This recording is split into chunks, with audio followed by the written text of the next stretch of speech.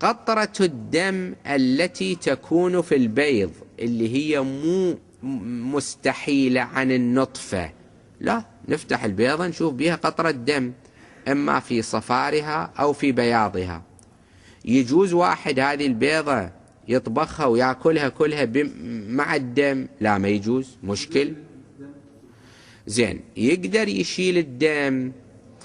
الدم مرة يكون في الصفار أو يكون في البياض.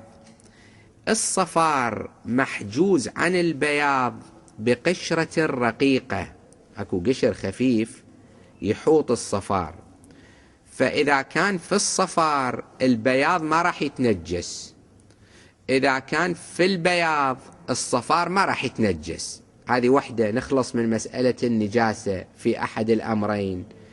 بعدين هي نفس قطرة الدم في احتمال أن تكون محاطة بغشاء يكشف عن ذلك، أنه لو الإنسان جاب له إبرة ووصلها إلى قطرة الدم ضربها ممكن يشوفها تنفتح يطلع الدم، فيتبين أن هذه القطرة محاطة بغشاء.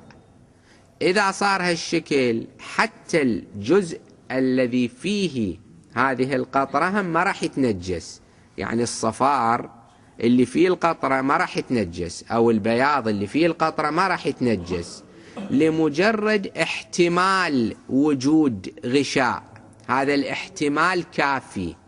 وعليه لو فرضنا واحد البيضة حطها في الطاوة وشاف الدم فيها، قلاها ثم جاب له ملعقة وشال قطعة الدم رماها، يجوز له أن يأكل باقي البيضة.